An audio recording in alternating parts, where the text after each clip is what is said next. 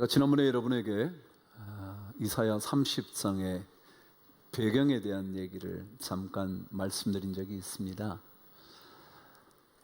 이사야 30장은 아수르라는 세계사적인 용어를 사용하면 아시리아라는 제국이 남유다를 침공하려던 그때쯤 있었던 이사야라는 선지자의 메시지였습니다.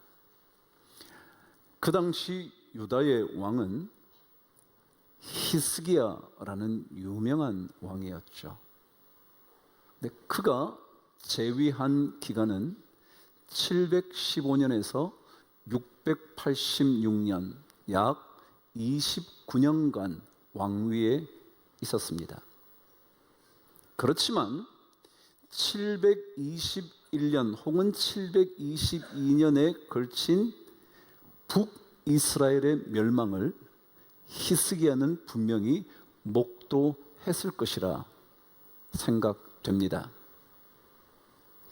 721년, 722년에 북이스라엘이 아수르 제국에 의하여 멸망당한 것을 남쪽 유다 왕이었던 혹은 왕이 되기 전이었지만 아마도 섭정하고 있었던 그 시기에 분명히 그가 북이스라엘의 멸망을 보았을 거라는 거죠.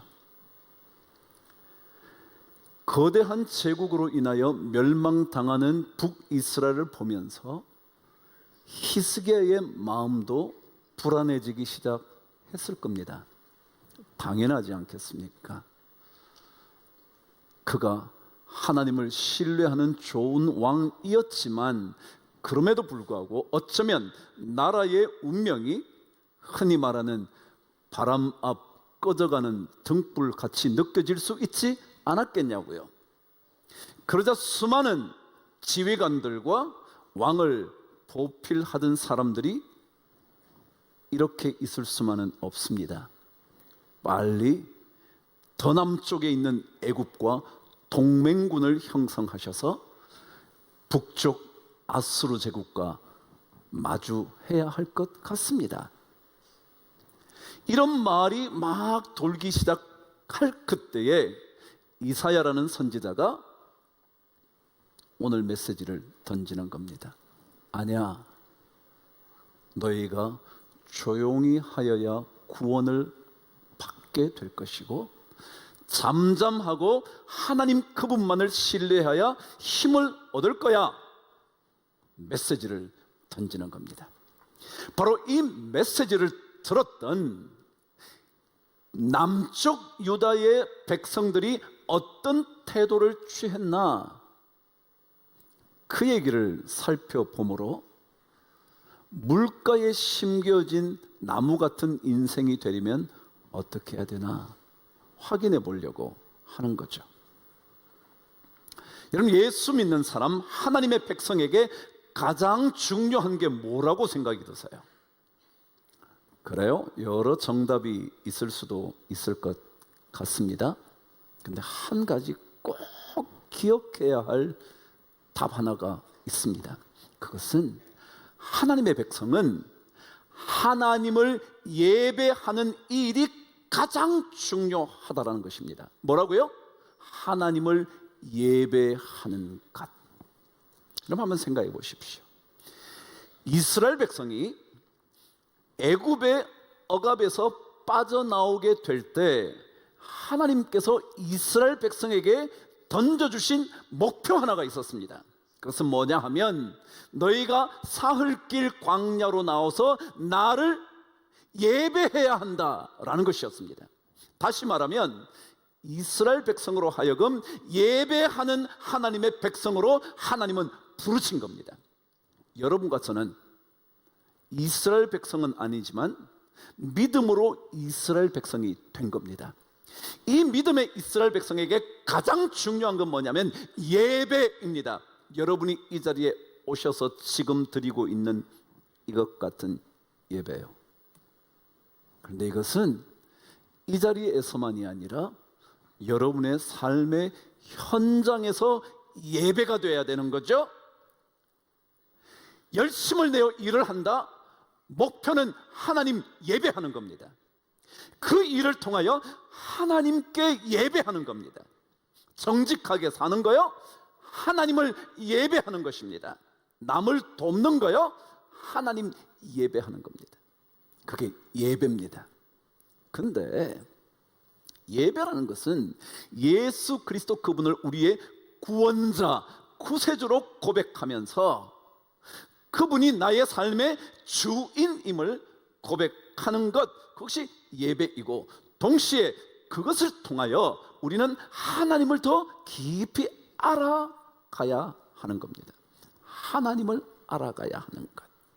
좀 더 다시 오늘 주제로 끌어온다면 주님을 더, 하나님을 더 깊이 원하는 것, 그게 예배입니다. 오늘 이 자리에 오신 것의 핵심은 뭐냐면, 우리가 다른 것 원하는 인생이 아니라 누구 원한다고요?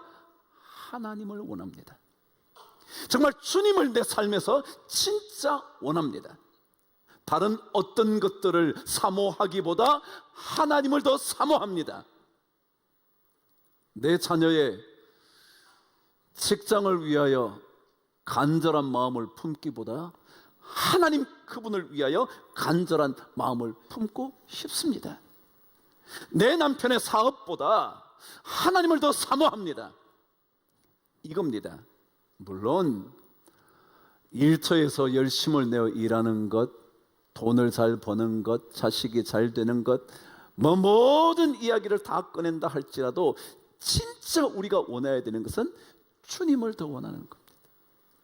주님을 더 원하는 겁니다. 이게 예배입니다.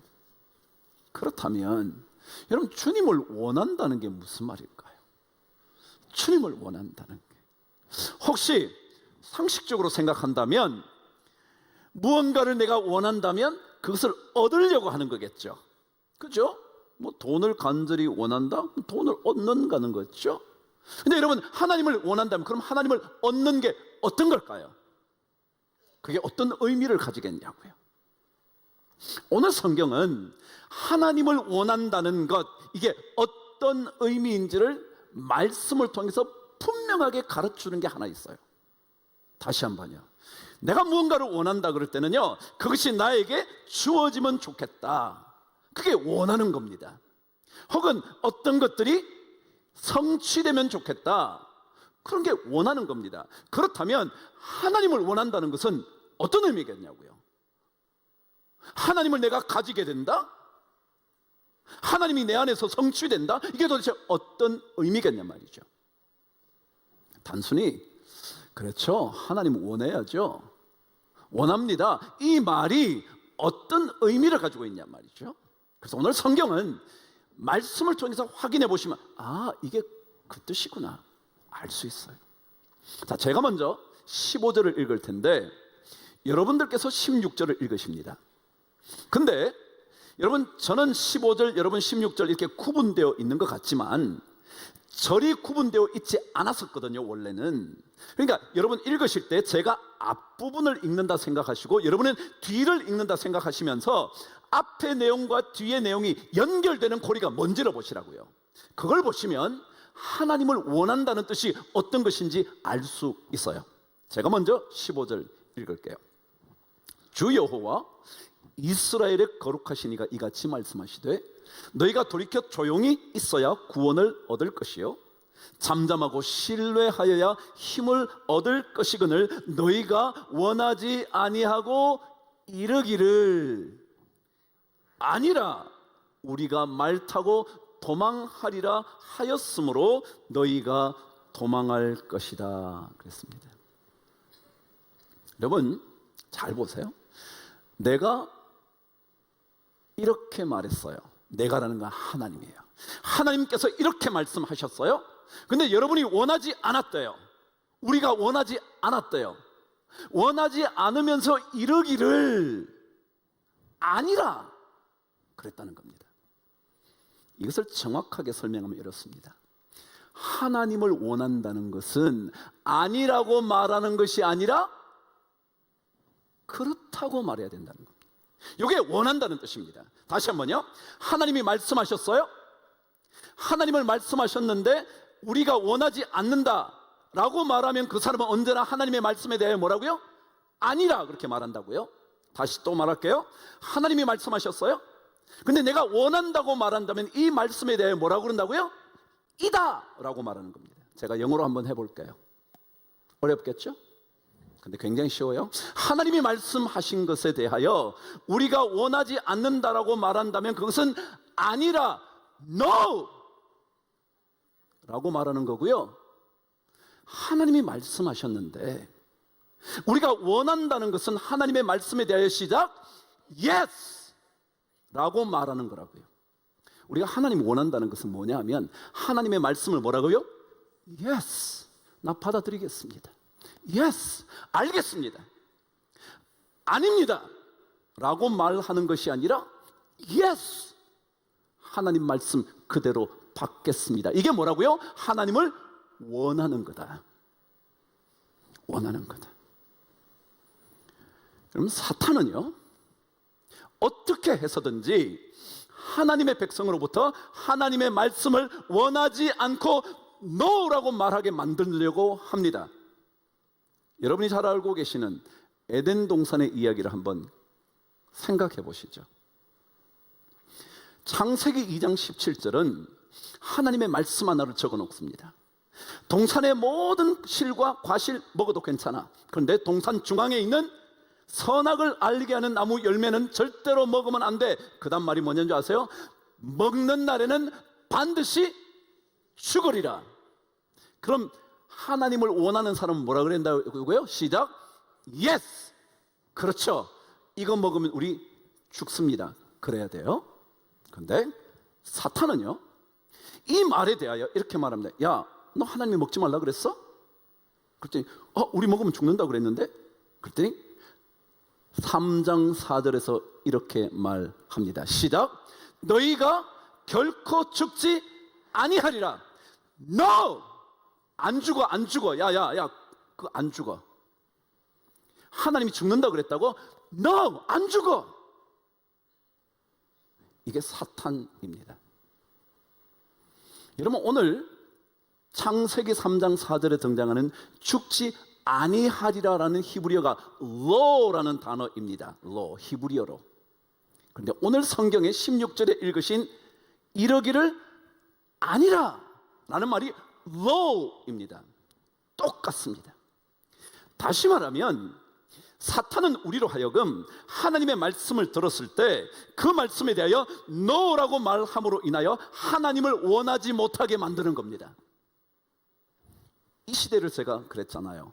호모 데우스의 시대라고. 호모가 뭐라고요? 인간. 데우스는 뭐냐면 신. 다시 말하면 인간이 뭐라고요? 신이라고요. 내가 신이라고요. 그래서 하나님이라는 신이 나에게 아무리 말해도 내가 신이야? No! 하나님 그만하세요. 나도 신이거든요. 그러니 내가 원하는 것 할 거예요. 하나님께서 아무리 조용히 하여야 구원을 얻을 것이고 잠잠하고 신뢰하여야 힘을 얻는다고 말해도 No! 우리는 그렇게 있을 수 없어요. 여기 있다가는 다 죽어요. 우리 갈 거예요. 도망갈 거라고요. 빠른 말을 타고 갈 거라고요. 그게 사탄이에요.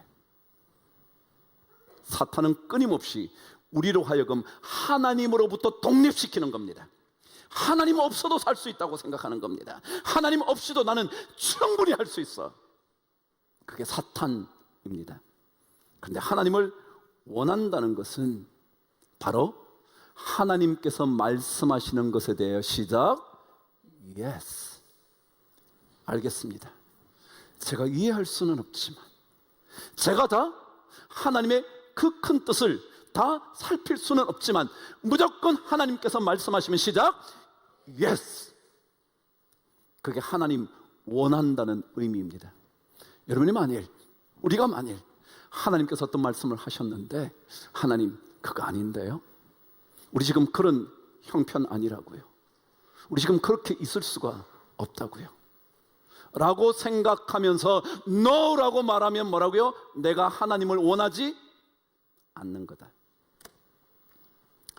민수기 13장 가면요, 유명한 정탐꾼 이야기가 등장합니다. 모세가 각 지파의 우두머리 지휘관 12명을 선택하고 그리고 그들을 가나안 땅을 정탐하게 만듭니다. 그리고는 가서 그 땅을 잘 탐지하고 와서 보고하라고 말합니다. 아시는 것처럼 그 12 중에 그 유명한 갈렙과 요수아가 있었고 나머지 10명 지파들의 우두머리가 있었습니다. 근데 여러분, 그 이야기를 읽어보시면 그들이 정탐을 마치고 난 다음에 드디어 모세에게 보고를 하는 겁니다. 아니, 모든 백성이 듣고 있는 겁니다. 듣고 있는데 보고를 시작합니다. 자, 여러분, 그 땅을 탐지하고 그 땅을 정탐하고 보고하라 그랬으면 뭘 해야 돼요? 보고해야 됩니다. 근데 잘 들어보십시오. 10명은 그 땅에 대하여 보고하기 시작합니다. 가보니까 땅이 참으로 거대했습니다. 그리고 그 땅은 우리를 삼킬 만한 거대한 땅이었습니다. 그것만이 아니라 그곳에는 네피림 거인 족속의 후손인 아낙 자손까지 있었습니다. 그러고 보니 우리는 마치 메뚜기 같았습니다. 그들이 우리를 볼 때도 메뚜기라 생각했을 겁니다. 그러고 난 다음에 그들이 말합니다. 우리는 절대 그 땅을 정복할 수 없습니다. 여러분, 모세가 분명히 정탐하고 보고하라 그랬어요. 그럼 보고는 보고해야 돼요. 그 땅이 큽디다. 대단한 땅입디다. 아낙 자손도 놀라웠습니다. 그것만 하면 됩니다. 그런데 그 다음에 뭐가 있어요? 우리가 올라갈 수 없습니다. 정복할 수 없습니다. 근데 여러분, 여기에 문제가 뭐냐 하면, 여러분 자세히 생각해 보십시오. 그 땅을 하나님께서 가나안 땅을 너희들에게 주겠다 기억하시지 않나요? 젖과 꿀이 흐르는 땅 너네들에게 줄게, 너와 내 후손에게 그 땅을 줄 거야 라는 하나님의 말씀에 대하여 예스를 해야 되는데, 아무리 그 땅의 크고 위대한 족속들이 있어도 뭐라고요? 하나님이 말씀하신 거 뭐 해야 되는데? 예스 해야 되는데, no! 안 됩니다. 하나님, 첫 땅을 우리에게 말씀하셨지만 우리는 절대로 올라갈 수 없습니다. 정복할 수 없습니다. 그 땅의 자손들은 거인들이었습니다. 우리는 메뚜기 같습니다. 누구 얘기하는 거예요 지금? 자기 얘기. 자기 얘기하면서 누구 말을 거부해요? 하나님의 말을 거부해요. No! 야, 올라가 정복해. 내가 너에게 줄 거야. 너의 후손에게 줄 거야. No! 아닙니다. 못 갑니다. 가면 우리는 죽습니다. 그럼 하나님을 원한다는 게 뭐냐면요, 추상적인 게 아니에요. 하나님이 말씀하시면 무조건 yes! 우리 올라가면 죽을 것 같지만 뭐예요? 올라가라니까 가겠습니다. 여리고성 아무 말 하지 말고 돌라니까 뭐겠습니까? 돌겠습니다. 완전 돌아버리겠습니다. 돌겠습니다.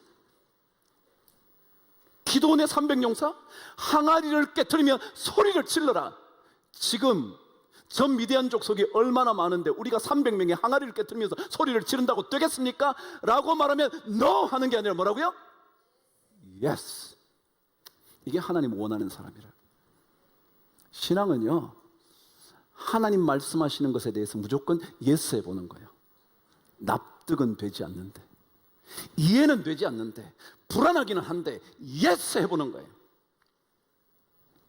여러분, 열왕기하 19장에는 히스기야의 이야기가 등장합니다.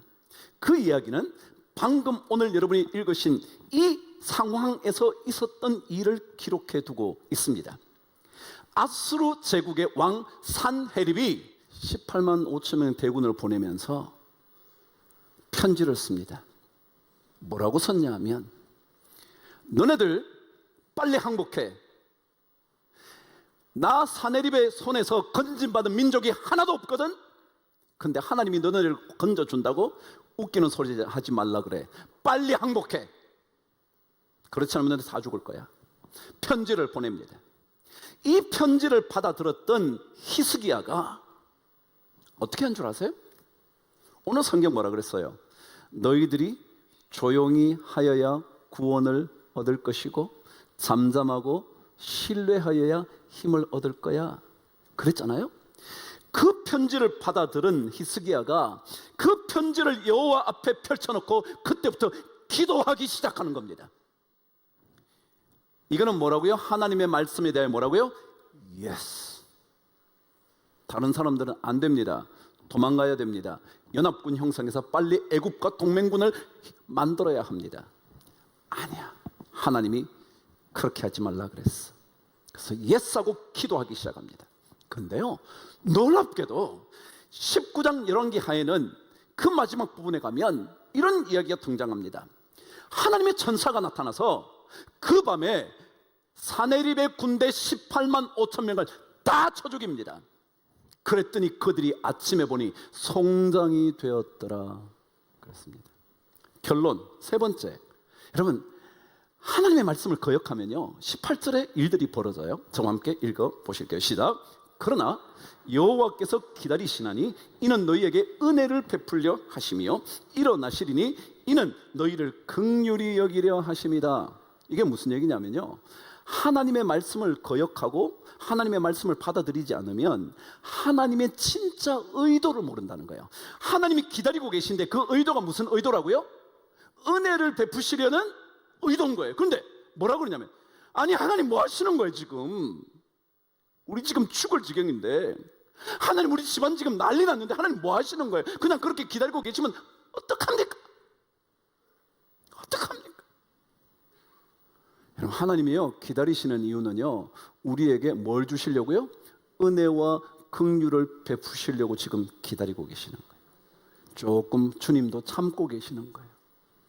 그런데 우리는 그 의도를 파악을 못하는 거예요. 말씀을 받아들이지 못하면 하나님의 기다리시는 게 너무 억울한 거예요. 하나님 왜 그러시는 거예요? 제가 오늘 그래서 하나님의 사람은요 하나님의 말씀을 예스로 받아들여서 내 안에 거룩한 고요를 경험하는 거예요. 그래, 하나님이 기다리신다니까 나도 좀 더 기다려보지. 그래서 뭐라고요? 18절에 여호와를 기다리는 자마다 뭐가 있다고요? 제가 읽어드려요. 여러분 같이 읽어보실래요? 18절 마지막 부분에 그를 기다리는 자마다 복이 있도다. 여러분, 하나님은 말씀을 그냥 하시는 법은 없잖아요. 그분의 이야기에는 우리가 반드시 예스로 받아야 할 이유가 있다고요. 그것만 받으면 쓸데없이 도망다니지 않아요. 맞부딪힐 수 있는 힘이 생긴다고요. 쓸데없이 작은 일 하나 때문에 막 난리가 난 것처럼 막 그냥 집안을 뒤집어 놓는 게 아니에요, 여러분. 그냥 담담하게 지나는 거죠. 마지막은 뭐예요? 하나님의 선하신 의도를 깨닫게 돼요. 아 그래, 하나님 마침내 모든 것을 합력하여 시작. 무릇 그를 기다리는 자마다 복이 있도다. 다음 시간 계속해서 묵상할 거예요. 하나님 더 깊이 원하시면 더 멋진 인생을 살게 됩니다. 저는 그거 믿습니다. 하나님 더 깊이 원하시면서 말씀에 대하여 시작 예스 그러시면 하나님의 은혜와 긍휼, 구원과 능력을 경험하게 될 줄 믿습니다.